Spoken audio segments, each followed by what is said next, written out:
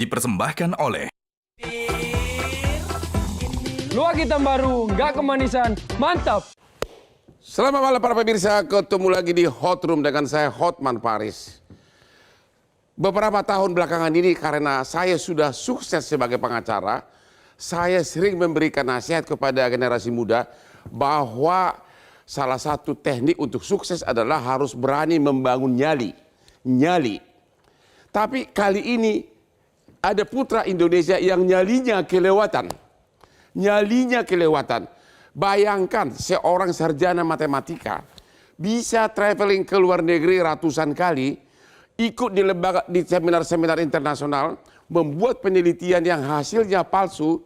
Sarjana matematika berani tampil di Denmark, ikut dalam seminar tentang fenomena, tentang ilmu kesehatan. Bahkan dalam waktu dekat akan berangkat ke Jepang tentang cuci darah. Sarjana matematika.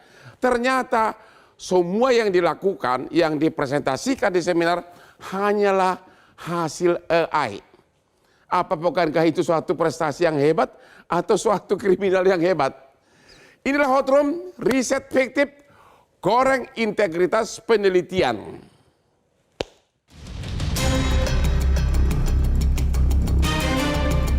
Dunia akademik Indonesia kembali mendapat sorotan tajam di panggung internasional. Beberapa warga negara Indonesia diduga kuat terlibat dalam skandal memalukan terkait penyusunan riset palsu berbasis kecerdasan buatan dalam sebuah forum ilmiah bergengsi di benua Eropa. Kasus manipulasi ini pertama kali mencuat setelah diungkap secara terbuka oleh WOD Dwi Daningrat, seorang peneliti kedokteran klinis dari Universitas Oxford yang turut hadir sebagai peserta dalam konferensi tersebut. Berdasarkan temuan di lapangan, terdapat sejumlah manipulasi mencolok yang memicu tanda tanya besar di kalangan ilmuwan global yang hadir. Temuan skandal ini pun memicu keprihatinan yang sangat luas di kalangan akademisi. Praktik curang tersebut dinilai telah melanggar batas integritas keilmuan sekaligus berisiko besar mencoreng reputasi akademik peneliti Indonesia di mata dunia internasional. Diduga motif utama di balik aksi penipuan akademik yang terencana ini disinyalir berkaitan erat dengan upaya perburuan dana hibah perjalanan yang sengaja disediakan oleh pihak panitia konferensi bagi para periset terpilih.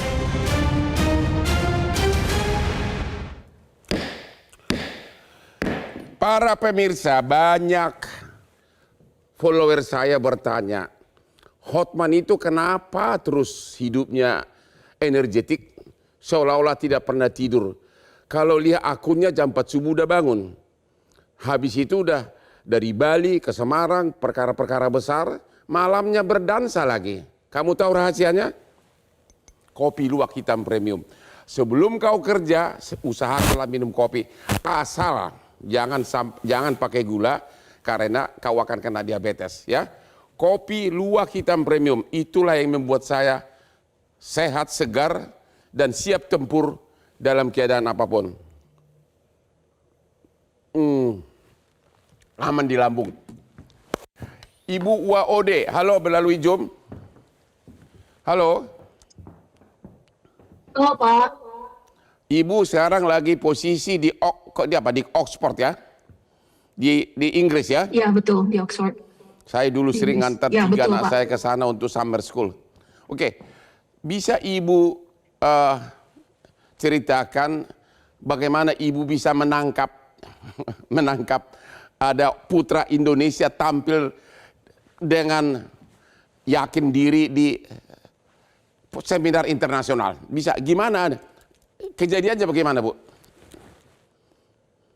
Ya, terima kasih Pak Hotman. Jadi sebenarnya untuk kronologi lengkapnya sudah banyak saya sampaikan di sosial media, namun saya coba singkat kembali. Jadi sebenarnya ISPPD ini singkatan dari International Society for Pneumonia and Pneumococcal Disease. Jadi ini merupakan ajang dari society-nya para ahli di bidang pneumonia dan juga penyakit pneumokokal untuk bertemu dan berbagi hasil penelitiannya.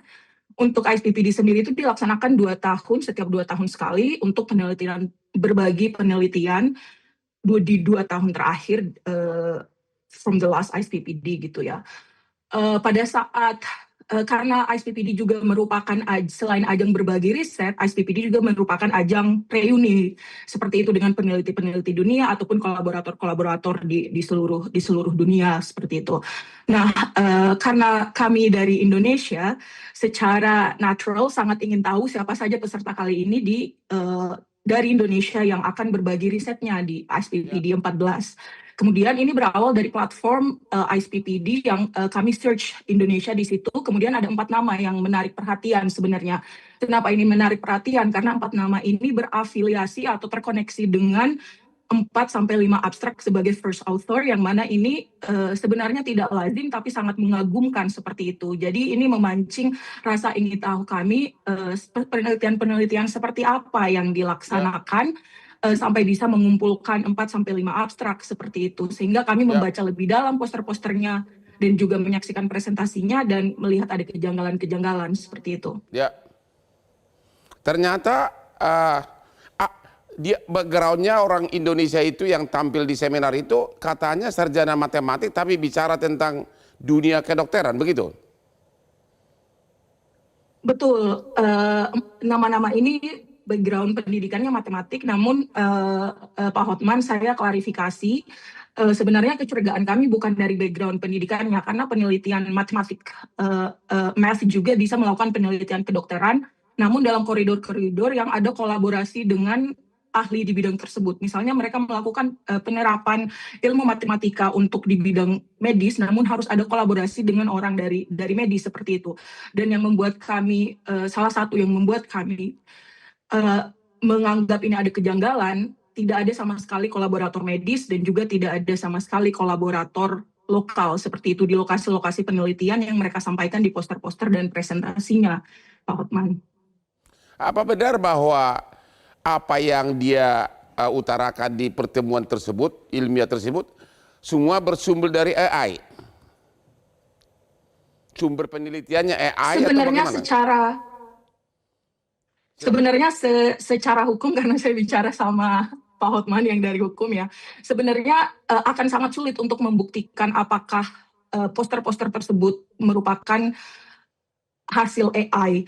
Makanya dari postingan-postingan saya juga, saya bilang ada fabrikasi dan atau penggunaan AI. Kenapa saya bilang seperti itu? Karena ada kejanggalan-kejanggalan yang menunjukkan hal-hal tersebut seperti ketidaksinkronan antara metode dan juga hasil penelitiannya, kemudian ada data-data yang terlalu sempurna seperti itu untuk yang ditampilkan dalam bentuk grafik, kemudian ada hal-hal yang berhubungan dengan ilmiah dari bidang pneumonia dan pneumococcal disease yang tidak sesuai dengan fakta ilmiah yang ada, kemudian lokasi-lokasi seperti tadi yang saya sampaikan. Namun untuk dugaan untuk pembuktian secara hukum AI ini memang akan sangat sulit dibuktikan, namun indikasi kuat ke arah situ. Makanya pada saat postingan sosial media juga saya sampaikan fabrikasi data dan atau AI berdasarkan hasil AI seperti itu. Jadi akhirnya Ibu percaya bahwa ada orang Indonesia tampil di forum internasional tapi risetnya adalah fiktif, begitu? Betul, ini sesuai kesaksian, sesuai apa yang kami saksikan di ISPPD langsung ya, termaksud penggantian name tag dan juga pengenalan diri sebagai orang yang berbeda-beda. Namun kami tidak langsung melaporkan sebenarnya Pak. Kami mendalami lebih lanjut, bertanya dengan rekan-rekan yang lain, meminta pertimbangan, kemudian memastikan status kepesertaan mereka di ISPPD tersebut dengan panitia seperti itu.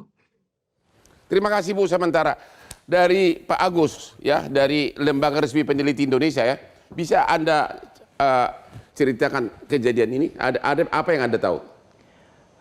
Jadi memang penggunaan AI untuk riset ini sangat berkembang di berbagai aplikasi, di berbagai penerapan dan juga di berbagai negara. Sehingga di berbagai organisasi internasional kita sedang melakukan pengaturan bagaimana AI ini dapat dimanfaatkan, batasan-batasan mana yang boleh. Enggak, khusus kasus ini dulu, pelakunya ini. Ya. Anda dengar apa tentang kasus ini? Apa yang Anda dengar? Ya. Siapa orang ini gitu loh, berani tampil, katanya udah ratusan kali ke dunia internasional, padahal semuanya penelitian dia fiktif. Jadi terkait kasus ini, kami dari BRIN bersama dengan Kementerian Dikti-Saintek menyusun tim investigasi bersama untuk mendalami kasus ini dan kemudian mencari data-data yang lebih akurat lagi karena nama-nama yang masuk di dalam koautor dari publikasi ini belum sepenuhnya terverifikasi. Sehingga kami mengumpulkan data. Tapi benar katanya dia sarjana matematika dari UNJ, Jogja ya, S2 ITB matematika, tapi berani tampil ke dunia internasional di forum-forum tentang dunia medis. Terakhir fenomena. Bahkan katanya mau tampil dia tentang cuci darah di Jepang. Menurut Bapak itu hebat atau jenius ya? Jadi kalau kita ingin melihat konsistensi dari publikasi seseorang, maka kita perlu melihat rekam jejak digital publikasi atau scientific activity dari orang tersebut. Orang ini tidak ada? Yang kami lihat saat ini, baik itu dari Scopus ID, kemudian dari Google Scholar, sangat minim sekali untuk membuktikan bahwa orang-orang tersebut mempunyai rekam jejak yang cukup untuk bisa... Jadi dari lembaga Bapak sudah yakin bahwa memang orang ini memang melakukan riset fiktif, berani tampil ke dunia internasional, dapat uang transport, dapat uang penginapan, dapat honor, dan katanya sudah ratusan kali ke luar negeri. Benar nggak, John? Itu menurut pengakuan yang bersangkutan. Menurut pengakuan yang bersangkutan? Di media sosialnya. Waduh, itu orang punya nyali. Saya pengen kenalan sama dia, itu lagi di hot room.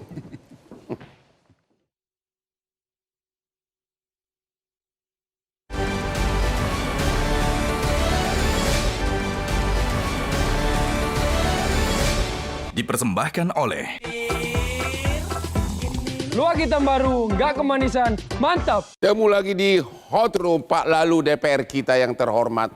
Tiap hari kita melihat kasus markup proyek, fiktif markup segala macam. Ternyata bukan hanya proyek yang difiktifkan, tapi juga penelitian ilmiah. Bagaimana ini pengawasannya dan ini bisa dipidanakan nggak nih Pak? Ya pertama begini Bang, kami di Komisi 10 tentu bermitra dengan Kementerian Pendidikan Tinggi, Sains dan Teknologi beserta beliau di Badan Riset Inovasi Nasional. Nah tentu dengan persoalan yang terjadi hari ini, kami di Komisi 10 juga menyampaikan kepada Kemdikti-Saintek dan BRIN untuk melakukan investigasi. Apakah ada kaitan dengan afiliasi perguruan tinggi kita yang ada? Nah, kalau kemarin di beberapa media sosial menyampaikan bahwa yang bersangkutan berafiliasi dengan UNY. Nah, kami di Komisi 10 minta untuk cek. Nah, ternyata setelah dicek, yang bersangkutan tidak berstatus sebagai dosen ataupun PNS yang ada di UNY.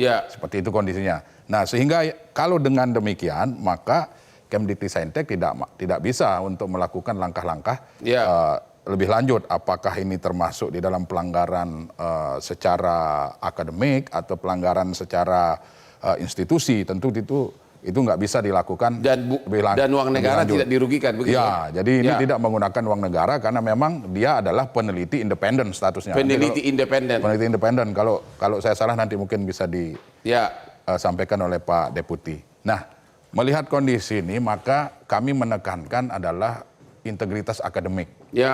Karena integritas akademik itu merupakan satu pondasi yang harus kita bangun bersama. Artinya apa? Jangan sampai hanya gara-gara nilai setitik rusak susu sebelanga. Emang masih kita punya integritas? Kalau saya meyakini kita masih punya integritas, Bang. Ya kan? Nah, itu yang saya bilang tadi. Jadi jangan sampai nilai setitik rusak susu sebelanga. Jangan sampai gara-gara persoalan ini kita mengaburkan hasil riset-riset para periset, para peneliti kita yang memang luar biasa diakui oleh dunia internasional. Tadi Pak Deputi menyampaikan bahwa di dalam jurnal, Scopus dan sebagainya banyak peneliti-peneliti Indonesia yang luar biasa. Oleh sebab itu kami tentu berharap dengan adanya kasus ini, mari kita cek kembali.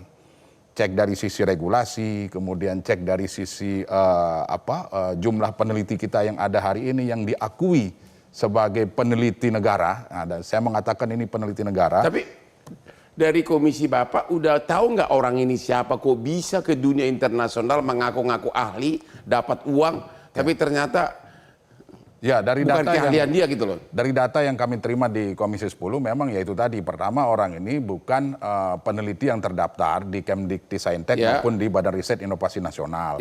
Yang kedua, yang bersangkutan bukan juga termasuk dosen di perguruan tinggi baik negeri maupun swasta yang ada di Indonesia. Nah, terkait apakah dia masuk unsur pidana atau tidak, yaitu nanti teman-teman di BRIN dan Kemdikti-Saintek sedang melakukan investigasi. Ya. Nah, kalau ternyata masuk unsur pidana, apakah itu penipuan, pemalsuan dan sebagainya, tentu kita serahkan kepada aparat penegak hukum untuk menindaklanjuti itu. Yang jelas mitra kami Kemdikti-Saintek maupun Badan Riset dan Inovasi Nasional hari ini sedang bekerja nih Bang. Kami di Pelakunya 2 orang, 1 orang.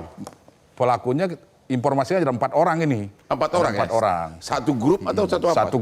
Satu grup 4 orang. Apa benar sudah ratusan kali ke luar negeri memberikan ceramah ilmiah tapi semuanya adalah fiktif hasil kumpulan dari AI gitu? Kalau yang kita baca di media-media sosial, lagi-lagi ini kan masih dalam investigasi. Ya. Kalau yang kita baca di media sosial, ya sepertinya seperti itu kondisinya.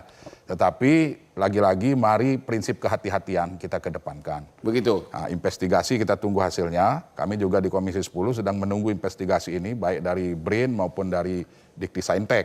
Kalau ternyata benar tidak ada afiliasi dengan peneliti di bawah Kemdikti-Saintek maupun di bawah BRIN, ya maka silahkan. Apakah UNY yang hari ini tercemarkan namanya misalnya, hanya gara-gara disangkut pautkan dengan yang bersangkutan, ya monggo mau dilapor secara nggak apa-apa pidana. juga kalau DPR tetap bertindak, karena biar bagaimanapun kan itu mencemarkan nama Indonesia kan di luar. Oh iya, kita pasti. pengen tahu gitu. Aku kagum sama dia jujur aja. Kok bisa sarjana matematika bisa tampil di dunia internasional bicara tentang ilmu kesehatan yang dihadiri para ahli, itu suatu keberanian luar biasa itu.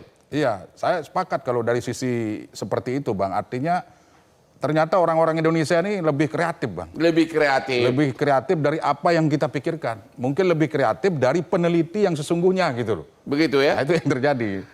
Aduh, gimana Ibu Ina dari segi dunia pendidikan? Jadi apa yang perlu, kualitas, kuantitas, publikasi atau apa nih?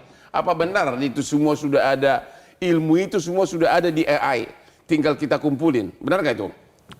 Sebetulnya memang AI, kita terlepas dari bicara sistem mau kuantitas, kualitas, sebetulnya akar masalahnya kan kembali ke integritas tadi, mentalitas menerabas. Sebetulnya bangsa kita harus diakui, ini kan 50 tahun lebih tidak ada perubahan. Sudah ditulis oleh Kuncharaningrat tahun 70-an. 50 tahun tidak ada perubahan apa? Budaya, mentalitas menerabas mencari jalan pintas untuk mendapatkan sesuatu, entah itu gelar, entah itu nilai, entah itu IPK, bahkan ada riset sendiri dari Denmark sendiri. Ini kan eventnya di Denmark. Event di Denmark kan gue kagum gue berani ke Denmark tampil di forum ilmiah. Coba, padahal fiktif. Jadi keberanian dan kepercayaan dirinya patut diacungi jempol. Tapi soal mengejutkannya bagi saya tidak mengejutkan. Karena riset di Denmark sendiri 2 tahun lalu, menariknya itu sempat ada survei internasional mengenai ketidakjujuran akademik. Dan Indonesia itu ditempatkan dalam ranking yang salah satu yang tertinggi. Memang metodologi riset tertinggi tidak jujur Indonesia. Salah satu. Tempo menampilkan nomor 2, ranking 2. Memang diprotes mengenai metodologinya. Tapi lucunya kita seolah-olah malah ngaku membawa aktornya ke Denmark itu sendiri, meskipun diprotes metodologinya, ini contohnya orangnya ada. Nah itu menariknya di situ. Jadi masalah keberanian nyali itu harus diakui, mengejutkan tidak, karena sebetulnya dalam negeri sendiri, Tempo 2 tahun lalu ya pernah mempublikasikan tapi kok bisa lolos juga. Saya tidak mengerti. Bukannya untuk datang ke event internasional dievaluasi dulu oleh panitianya, kok bisa lolos ya? Karena yang disubmit kan hanya abstrak. Oh hanya abstrak ya? Apa itu real hasil penelitian nggak tahu. Justru kan dibuktikan waktu conference itu, waktu ditanya jawab, waktu presentasi itu. Dan akhirnya justru orang Indonesia lah yang menangkap malingnya gitu. Ada Ibu Ode, begitu kan? Betul, betul. Begitu ya? Jadi gimana nih? Benar nggak Pak? Indonesia katanya, kan Bapak bidang penelitiannya. Betul. Katanya Indonesia salah satu tertinggi jago penelitian fiktif. Benar nggak Bu? Dari riset orang Denmark sendiri. Gimana Pak? Benar nggak itu? Jangan-jangan lembaga Bapak juga ikutan? Ya tentu memang ketika kita melakukan publikasi, tidak melulu kita mementingkan kuantitas, tetapi kualitas dari publikasi ilmiah itu menjadi sangat penting sekali untuk kita targetkan. Dan saat ini pemerintah tidak mengejar ke target kuantitas atau jumlah publikasi, tapi kualitas ini yang paling penting. Tapi kok nggak di lembaga Bapak tidak bersuara tentang skandal ini? kok nggak bersuara gitu, kok agar ini orang ini ditangkap atau gimana, soal apakah itu pidana itu kan hal lain kan. Yang penting tangkap dulu agar jangan terulang membuat nama Indonesia jelek di luar negeri. Kenapa itu Pak? Secara umum kita sudah mengeluarkan press release dari pimpinan kami, tetapi kami seperti Pak Lalu tadi sampaikan, kita melakukan investigasi bersama dengan Kementerian Dikti Saintek untuk memahami betul duduk masalahnya dan apa tindakan yang bisa kita lakukan bersama dalam rangka memperbaiki ini supaya tidak ada pengulangan-pengulangan. Apa tindakan yang kita lakukan bersama? Karena kebetulan saya pengacara, objeknya di luar negeri memang susah. Objek pidananya di luar negeri, uangnya pun dari luar negeri. Jadi memang susah, tapi secara tanggung jawab pemerintah, tanggung jawab pendidikan, nggak apa-apa orang itu dipertontonkan di publik. Ya, kita istirahat dulu, tapi jelas-jelas saya tetap kagum sama orang itu, sarjana matematika, berani tampil di forum internasional, sudah ratusan kali, dapat uang transport, dapat hotel, padahal bukan bidangnya. Katanya ilmunya dari AI.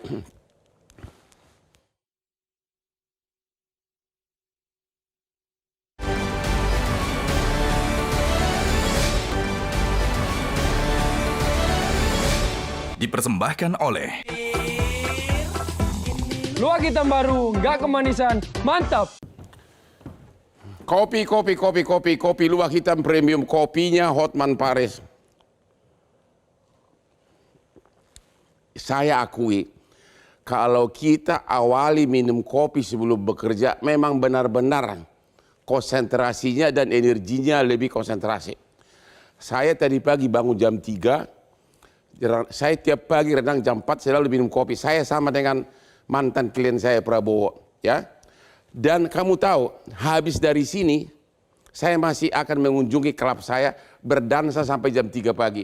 Makanya kopi luwak hitam premium. Kalau mau sukses, energi, contoh saya. Buktinya apa? Punya banyak mobil mewah di garasi. Kopi luwak hitam premium. Ya. Oke. Ibu Ode yang lagi di Oxford ya. Iya. Bisa nggak ya, Ibu secara spesifik waktu dia bicara tentang ilmiah tersebut, di mana kecurigaan Ibu terutama sehingga Ibu curiga? Apa kira-kira? Ini kan tentang simposium fenomena, padahal dia sarjana matematik. Boleh nggak Ibu ceritakan? Terutama kalau ada hal lucunya gitu loh. Silakan. Jadi untuk presentasi, selain dari poster yang saya baca, untuk presentasi saya menyaksikan 3 presentasi dari orang yang sama dengan mengenalkan nama yang berbeda-beda. Di salah 2 presentasi yang paling saya ingat itu, yang pertama mempresentasikan hasil PCV20 di mega cities di LMIC, sementara untuk di LMIC sendiri pengenalan nationwide introductions untuk PCV20 itu belum ada. Jadi untuk di negara-negara berkembang itu biasanya PCV10, PCV13 atau PCV20. Kemudian setelah selesai presentasi saya juga sempat menanyakan sebenarnya, namun tidak bisa dijawab dengan baik. Kemudian yang paling meningkatkan kecurigaan dan juga memancing amarah saya sebenarnya dan teman-teman yang lain adalah ketika di presentasi yang selanjutnya mempresentasikan hasil mathematical modeling yang mana yang lebih cost efektif antara PCV20 dan juga tabung oksigen, hasilnya menunjukkan PCV20 lebih murah. Kemudian di situ ada direktur dari program pneumonia dan Pandemic Preparedness dari Gates Foundation menanyakan terkait cost parameter yang dipakai dalam mathematical modeling tersebut, karena hasilnya cukup sangat signifikan sebenarnya. Jadi memancing keingintahuan para penonton saat itu. Namun tidak bisa juga dijawab dengan baik seperti itu. Jadi kemudian yang sebenarnya kalau Bang Hotman mau yang lucu, sebenarnya ada dari Streptococcus pneumoniae sendiri ini ada 107 serotipe. Namun peneliti ini mempresentasikan hasil serotipe 0, yang mana tidak ada serotipe 0 dalam Streptococcus pneumoniae. Penamaannya itu dimulai dari serotipe 1, 2, 3, 6A, 6B seperti itu. Jadi Ibu melihat dia total tidak ada background ilmu kedokteran begitu, tapi dia berani tampil di forum internasional. Ibu melihat begitu? Betul, tidak ada background medis sama sekali. Namun sekali lagi Pak Hotman ya, bukan, kalau dari saya pribadi bukan dari segi background pendidikannya apakah dia background matematik. Karena yang memiliki background pendidikan matematik juga sebenarnya bisa melakukan penelitian di bidang kedokteran dan medis. Namun seperti tadi yang saya bilang harus ada kolaborasi dengan yang si empunya ilmu, yang ahlinya seperti itu di bidang itu, tidak bisa berjalan sendiri seperti itu. Terus sesudah dia turun dari panggung, ibu temuin lagi nggak orang itu? Kamu dari mana sih? Ada nggak dialog ibu? Terus dia jawab apa?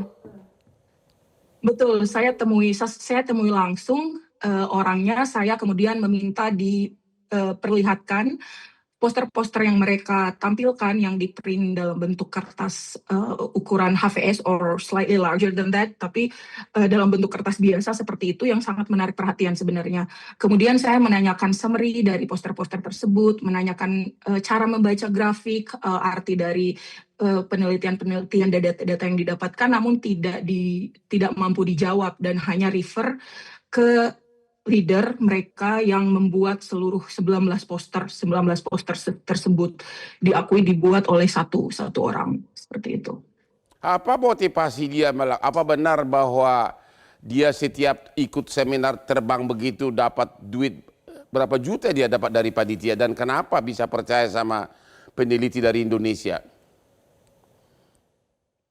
Sebenarnya saya tidak bisa memberikan komentar untuk konferensi lain yang bisa saya berikan untuk SPPD 14. Untuk SPPD 14, 4 nama ini mendapatkan travel grants yang semuanya itu ditanggung biaya perjalanan, kemudian akomodasi, makan, dan juga pendaftaran untuk mengikuti konferensi tersebut yang cukup mahal, itu ditanggung oleh organizer. Nah, saya memastikan terlebih dahulu ke panitia apakah keempat nama tersebut mendapatkan travel grants, dan ternyata keempat nama tersebut mendapatkan travel grants. Namun di presentasi mereka disampaikan oleh satu orang saja, namun 4 nama yang mendapatkan travel grants. Terkait motivasi, saya tidak bisa memberikan pernyataan untuk motivasi apa di balik mereka melakukan itu semua. Namun itu yang bisa saya sampaikan. Keempat nama ini mendapatkan travel grants dari organizer. Katanya waktu dipanggil namanya, dia pakai nama-nama yang berbeda, yang semula nama ininya belum diganti, kemudian diganti namanya. Itu benar itu kejadian begitu? Gimana Bu ceritakan? Betul, itu terjadi di depan saya, Pak Hotman. Jadi dia mengganti name tag dari nama Riana Dwi Kurniawati, kemudian mengganti namanya ke name tag yang Dimas Fajar Prasetyo. Saya menyaksikan langsung di depan saya dan sempat saya cek langsung name tag-nya, saya agak tarik name tag-nya untuk memastikan nama tersebut atas Dimas Fajar Prasetyo yang tercetak dalam name tag tersebut, dan menanyakan langsung ke si pemakai name tag tersebut namanya siapa, dan dia menjawab bahwa nama dia Dimas Fajar Prasetyo, seperti itu. Ibu sebagai peneliti level internasional, apa Ibu melihat bahwa otak orang Indonesia itu jiwa koruptifnya sudah begitu canggih? Gimana pandangan Ibu? Jiwa koruptifnya sampai sarjana matematika mau tampil di luar negeri bicara tentang kedokteran hanya untuk mendapatkan uang transport, uang hotel, dan jalan-jalan ke luar negeri. Menurut Ibu gimana? Apa memang sudah terlalu jiwa koruptif jiwa orang Indonesia ini? Coba sih, Ibu kan peneliti nih, pengen tahu jawabannya dulu. Pak Hotman, itu pernyataannya cukup kuat ya. Namun saya yakin banyak, karena saya juga bekerja dengan peneliti Indonesia. Saya juga dulu bekerja sebelum di Oxford, bekerja selama sekitar 5-6 tahun di Indonesia sebagai peneliti. Saya sangat yakin banyak peneliti-peneliti yang berintegritas di luar sana. Namun memang ada saja oknum-oknum yang memanfaatkan celah-celah di konferensi-konferensi seperti ini untuk mendapatkan benefit-benefit yang bisa didapatkan dengan menyampaikan penelitian. Hal ini yang sebenarnya memancing amarah kami, karena ini merupakan perampasan yang bisa jadi perampasan kesempatan-kesempatan yang bisa dimanfaatkan oleh peneliti-peneliti yang sebenarnya seperti itu. Ibu sendiri sekarang udah berapa tahun di Oxford dan posisi apa di sana sebagai peneliti juga?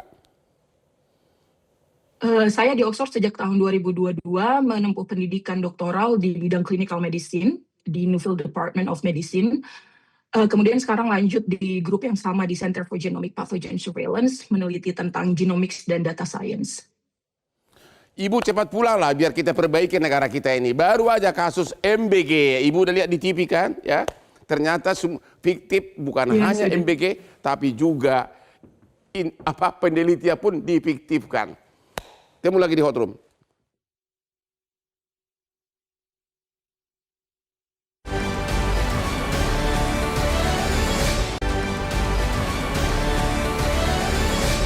Dipersembahkan oleh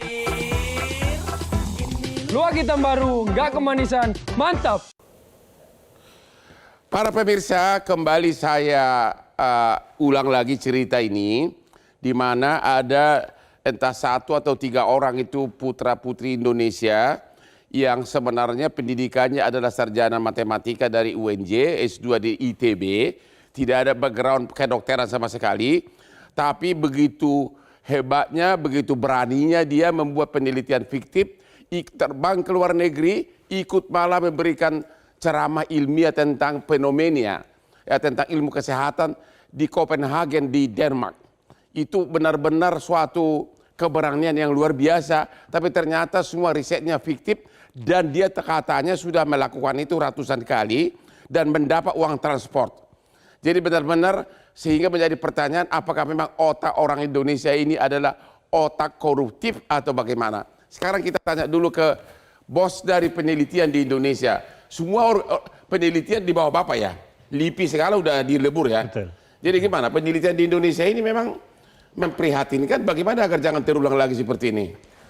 Yang pertama penguatan etik riset di Indonesia. Ya. Jadi sesuai dengan Undang-Undang 11 tahun 2019 Ya. bahwa semua kegiatan penelitian, pengembangan, pengkajian, penerapan itu wajib sesuai dengan kode etik keilmuan. Ada sanksi pidananya nggak?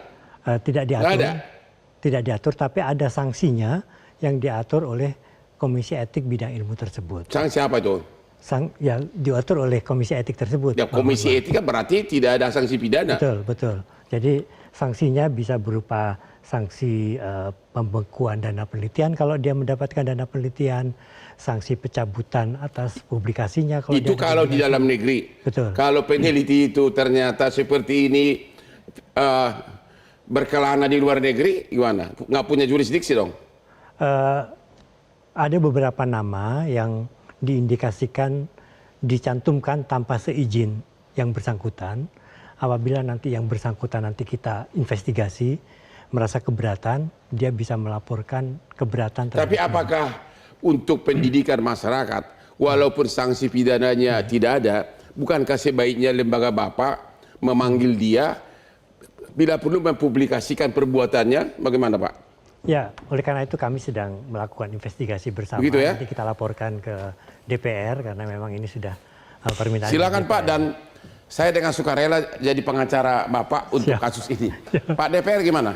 Agar jangan terulang lagi seperti ini gimana? Ya tentu melihat kejadian ini kami meminta kepada Kementerian Pendidikan Tinggi, Sains dan Teknologi bersama dengan BRAIN untuk pertama investigasi dilakukan dengan hati-hati. Ya. Nah, kenapa saya bilang hati-hati Bang? Karena tidak menutup kemungkinan apa yang diakui itu juga benar terjadi. Ini sekali lagi tidak menutup kemungkinan. Ya. Artinya dia berafiliasi dengan kampus misalnya. Ya. Nah, oleh sebab itu di beberapa kesempatan, bahkan terakhir kemarin waktu rapat dengan Menteri saya sampaikan, Pak Menteri tolong jangan ditutup-tutupi. Karena ini Menteri mana? Pendidikan? Mendikti Saintek. Oh, Dikti, bukan yang mantan, bukan ya? Bukan. Oh, lagi diadili ya? Iya. Jadi saya sampaikan agar ini jangan ditutup-tutupi. Kalau ternyata dia berafiliasi, maka ya gunakanlah kewenangan. Kan sudah jelas tertera di Undang-Undang 12 tahun 2012.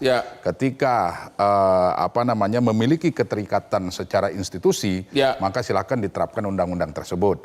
Baik sanksi administratif maupun sanksi-sanksi lain yang diberikan. Kalau independen gimana sanksinya? Nah, kalau independen, berarti kalau misalnya dia independen, artinya terlepas dari afiliasi kampus, maka jika kampus keberatan, rusak namanya, ya silahkan melapor kepada aparat penegak hukum. Tapi sampai sekarang nggak ada sanksi pidana ya? Nah itulah yang sedang kita tunggu. Makanya kami di DPR minta supaya investigasi ini harus segera. Sampaikan kepada masyarakat, seterbuka-terbukanya gitu kan. Secara clear tidak boleh ada yang disembunyikan. Ya, lebih bagus lagi kalau Bapak panggil dia seperti yang dilakukan Komisi 3. Akan kita lakukan. Live dari TV, ya itu bagus, pelajaran mental, memperbalukan dia. Insya Allah akan kita lakukan. Benar ya? Ya, akan kita lakukan seperti itu, Bang. Nah, termasuk nanti didampingi dengan BRIN, didampingi dengan Mendikti-Saintek, dan termasuk kampus yang disebutkan namanya itu. Karena itu menjadi contoh bagi mahasiswa. Betul. Ngapain capek-capek bikin disertasi? Contek aja sana sini, benar nggak Pak? Betul, saya setuju tadi etika dan integritas akademik itu harus dikedepankan, Bang. Terima kasih. Oke, peneliti kita dari pengamat pendidikan kita gimana Bu? Aku tadi lihat Ibu kayak artis dari tadi. Gimana Bu? Silakan Bu. Ya, saya setuju. Masalahnya kita selama ini terlalu memuja gelar, memuja nilai, memuja IPK. Tapi kita lupa selalu menempatkan integritas itu di atas nilai. Nah, ini masalahnya. Dan mentalitas menerabas itu cikal bakal dari mental koruptif tadi. Sedangkan mendidik karakter itu startnya dari bawah, tidak hanya di pendidikan tinggi. Jadi memang sudah saatnya kita melakukan cultural re-engineering dan untuk mengubah kultur budaya yang 50 tahun tidak berubah. Sebetulnya ranah yang paling bertanggung jawab itu Kementerian Kebudayaan. Jadi sayangnya kita kayaknya tidak punya grand design untuk cultural re-engineering. Bahkan mungkin mohon maaf tapi Menteri Kebudayaannya untuk sendiri. kasus ini Menteri Kebudayaan Pendidikan belum bersuara sama sekali, belum ada press release juga. Saya tidak tertarik dengan membahas satu kasus saja ya. Tapi karena masalah integritas itu PR besar kita yang tadi mentalitas menerabas, tidak hanya di jalan aja kita lihat orang menerabas. Oke. Ya. Bu Ode masih ada? Bu Ode? Masih Pak. Oke. Ya, apa saran Ibu untuk dunia pendidikan dan penelitian di Indonesia? Apa yang harus fatal, harus diperbaiki segera? Silakan Bu. Ibu itu kan sudah mainannya di Oxford. Ya, coba silakan Bu. Menurut pengalaman saya sebaiknya ada beberapa langkah-langkah sebenarnya yang ingin saya sarankan Pak jika berkenan pemerintah. Ya, yang pertama menurut saya pengurangan birokrasi riset. Banyak peneliti itu yang menghabiskan waktu untuk administrasi, pelaporan yang sebenarnya tidak sesuai dengan ritme riset seperti itu. Kemudian memperbaiki ekosistem dan sistem evaluasi riset sendiri, tidak mengutamakan kuantitas namun juga kualitas, kemudian indikator beragam yang dipakai untuk melihat kualitas publikasi, sitasi yang wajar, seperti itu. Kemudian dari segi landasan hukumnya juga harus ada hukum yang koordinatif antara lintas lembaga di Indonesia sehingga memperbaiki untuk streamlining pengajuan izin, etik penelitian, dan alat dan bahan yang dibutuhkan oleh peneliti Indonesia yang harus mengimpor dari luar negeri seperti itu. Mungkin seperti satu pintu untuk perizinan etik dan juga mengutamakan ada notis-notis untuk bahan dan alat penelitian yang membutuhkan cold chain atau bahan cepat rusak seperti itu. Sehingga untuk menghindari penelitian-penelitian yang terhambat hanya karena alasan birokrasi seperti itu, Pak Hotman. Ibu sudah sekian lama belajar di Oxford, kapan pulang untuk mengabdi kepada tanah air? Pulang aja Bu. Kebetulan jabatan ketua MBG lagi kosong pulang, Bu. Kenapa? Kalau dibutuhkan insya Allah pulang, Mbak. Kalau dibutuhkan insya Allah pulang, Pak. Begitu ya? Oke, status Ibu sekarang di sana beasiswa atau Ibu dapat gaji di sana? Statusnya sekarang mendapatkan gaji di sini dan juga mendapatkan saya ada penelitian juga dengan pihak di Indonesia. Oke, terima kasih Ibu, terima kasih semua narasumber. Ibu Ode dari, biar para pemirsa tahu, Ibu Ode ini lagi ada di Oxford. Dialah yang menemukan ada pemberi ceramah ilmiah kedokteran dari Indonesia. Ternyata dia hanya sarjana matematik, tidak punya background kedokteran, dan apa yang diceramahkan itu banyak kan diambil dari AI. Oke, demikianlah akhir dari diskusi kita malam ini. Jangan lupa ketemu di Hot Room setiap hari Rabu jam 9 malam. Silakan Pak, silakan. Ya.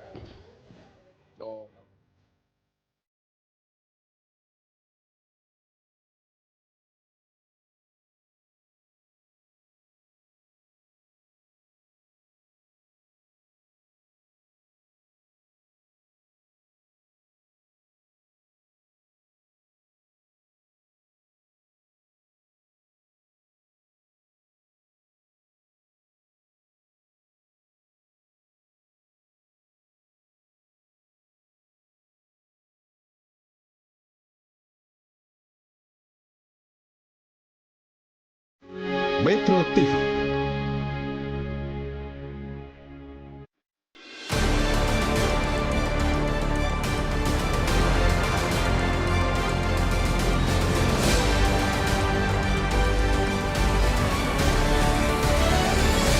Jelajahi cara baru mendapatkan informasi. Download Metro TV Extend sekarang.